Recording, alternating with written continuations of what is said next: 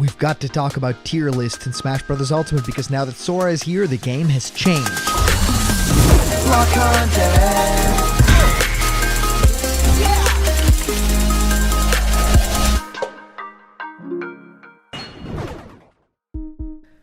What's happening, my Block buddies, and welcome to a brand new episode of Blocked Content's Leak Speak. My name is Callum, and this is going to be your blocked content for today, and we're actually going to be having a lot of fun today because we're going to be talking tier lists and also all the big changes that have now happened because Smash Bros. Ultimate, of course, has been completed now, but there are still some balancing issues and some things that are coming to the game because Sakurai has gone out and said, there aren't going to be any more characters. The most that's going to happen is, something like that, right? Balancing stuff like that to just be small updates to the game.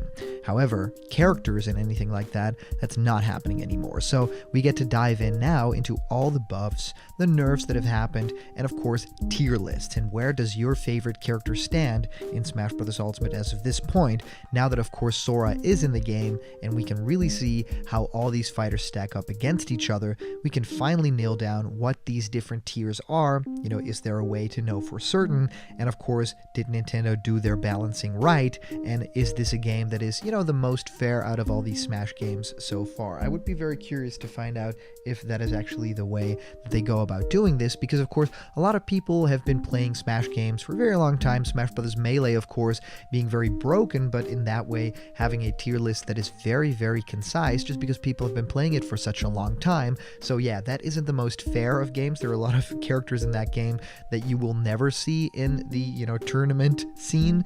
And other games, I think Smash Bros. For Wii U and 3DS was actually quite well balanced in a lot of aspects, and you see that in the tournament scene too, and Smash Bros. Ultimate is no exception. So I wanted to dive into the tier lists a little bit and see how Sora has changed the game and dive into all of the buffs and nerfs that has happened for all these characters. And also, if you have any thoughts, comments, or suggestions, maybe even some feedback for the show, you can send me an email through blockedcontentmail@gmail.com, and I might actually answer your questions here live on the show. So send them over, and you can also, of course, comment down below if you want to directly talk to me as well. So Jeff Barnes recently posted on gamerant.com sends out Super Smash Bros. Ultimate tier list update, including Sora. Super Smash Bros. Ultimate updates are over, and with Sora, as well as new buffs and nerfs in the picture, tier lists must be revamped. Well, Super Smash Bros. Ultimate has truly lived up to its name over the past 3 years, bringing back every single veteran in the series, including characters whose absences were considered to be permanent, like Solid Snake, Young Link, and Pichu. Introducing several of the most requested newcomers in the series' history one by one, such as Ridley, King K. Rool, Banjo and Kazooie, and of course Sora, the most recent addition to the roster. Revamping character designs, movesets, and stage aesthetics for this ambitious crossover. Among many things, Super Smash Bros. Ultimate is a celebration of not only Nintendo's library, but video games as a medium. In an amalgam of professional rankings and fan opinions and forums, this is a list ranking the competitive and technical worth of these video game all-stars. And of course, we're starting out with S tier. For a game with such a large cast, Smash Ultimate has a lot of characters that can be counted on for competitive play. The characters that can be considered among the best of the best are not just a homogeneous blob consisting of the same strategy. Some of them, such as Pikachu, Sheik, and Fox, are even mainstays in the high-tier Smash tournaments. These characters tend to combine effective kill moves, reliable agility, exploitable moves, and compatibility with the game's physics. Some of them have ideal hitboxes and gimmicks to deal with that Ultimate can throw at them.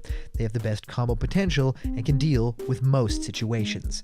Aside from the aforementioned 4 characters that especially shine in Melee, this tier also includes some Brawl veterans that are no strangers to competitive competence, such as Snake, Olimar, Zero Suit Samus, and also a fair amount of DLC characters managed to shine, including Persona 5's Joker, Minecraft's Steve, and Tekken's Kazuya, whose AI is so competent that even professional Smash players can struggle against it. So this tier includes Chrom, Daisy, Fox, Joker, Kazuya, Lucina, Mr. Game & Watch, Olimar, Pac-Man, Palutena, Peach, Pikachu, Pokemon Trainer, Pyra and Mithra, Rob, Sephiroth, Sheik, Snake, Steve, Wario, Young Link, Wolf, and Zero Suit Samus. And then we're moving on to A tier. The biggest tier in this list consists of great characters that can even put a dent on an ST character's winning streak. Several famous and infamous characters in the Smash community, casual and competitive, such as Captain Falcon, Diddy Kong, and Falco, are on this tier list. Most of these characters have great aerial games and plenty of combo potential. However, there tends to be something lacking in their mechanics that prevents them from being considered some of the best characters in the game. Some of them are hindered by their height, weight, or quirk that may not always be beneficial, or frame data. So let's talk about all those. They are Bowser, Cloud, Captain Falcon, Dark Samus, Diddy Kong, Falco, Greninja, Hero, Ike, Inkling, Ken, Link, Lucas, Luigi, Mario, Mega Man, Mii Brawler, Min Min, Ness, Pichu, Roy, Ryu, Samus, Shulk, Sonic, Sora, Terry, and Wii Fit Trainer. Now on to B tier. This tier belongs to characters that are simply good. They are not unusable, they are also not suited for the higher tiers, and they can be at their best in tournaments that cater to their niches. Otherwise, while fun, they're not much use for players that want to seriously pursue competitive Smash. There simply isn't anything outstanding about them, which is a shame considering Bayonetta and Martha's past in previous incarnations of competitive Smash. Batch of characters is admittedly the oddest one. Aside from the aforementioned Bayonetta and Marth, no one really acquired a reputation for being particularly viable in tournaments. So they are Bayonetta, Byleth, Corrin, Dark Pit, Duck Hunt, Kirby, Marth, Mewtwo, Pit, Robin, Rosalina and Luma, Toon Link, Villager, Yoshi, and Zelda. And I really want to know which characters are in your lists too. So C tier, if someone wants to play these characters for fun, nothing can stop you. These characters have their merits, and as far as historical merit goes, some of these characters like Ridley, the Belmonts, and Banjo-Kazooie add a great value to the roster for how important they are to Nintendo's history and how requested they were. Even beyond the issues of long-time requests, several of these characters are great conceptually and can be fun to play. So they are Banjo, Bowser Jr., Ice Climbers, Jigglypuff, Meta Knight, Mii Gunner, Mii Sword Fighter, Lucario, Richter, Ridley, and Simon. Then on to D tier. These characters are just not fit for tournaments. They are not the worst of the worst, but they are among the weakest characters to pick for tournaments. Most of these characters are heavyweights that are easily sucked into an endless barrage of combos.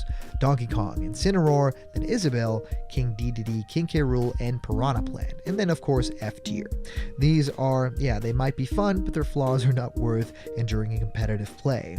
Dr. Mario, Ganondorf, and Little Mac. Of course, a lot of people do play these characters, so I would be very curious to find out who the characters are that you guys are maining and where do they actually rank in Smash Bros. Competitive play. And right now, Sora is of course leading the charge. A lot of people are already placing Sora in A tier or S tier just because of that combo viability with the Keyblade and the aerial gameplay. So I would be very curious to hear what you guys' thoughts are. Today's comment question is of course, who's your main and where does that main stack up in the tier lists? And as for previous comment question winner, our answer comes to us from our very own user Wolf, saying, if movies are allowed to enter the world of gaming, I'd love to see Peter from Narnia, Wonder Woman, Harley from Suicide Squad, and maybe even one of the Horsemen from Now You See Me, just to name a few. I'd really enjoy it if they could design a story mode similar to Smash Brawls or something like it with voices and cutscenes. And lastly, allow less known franchises to find a spotlight within the game.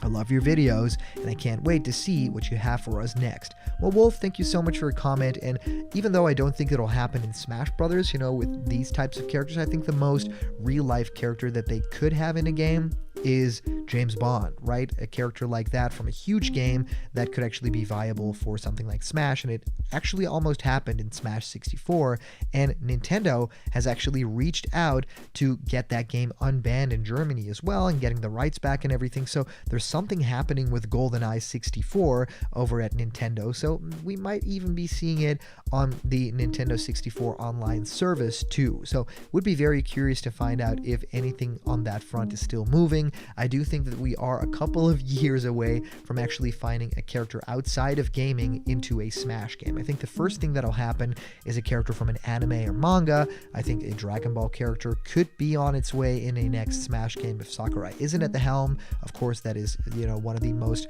requested characters ever, Goku. And I think also characters from the Marvel universe could actually kind of have a dent in there. I think a Spider-Man or something could really fit in Smash Brothers. If you look at Marvel vs. Capcom.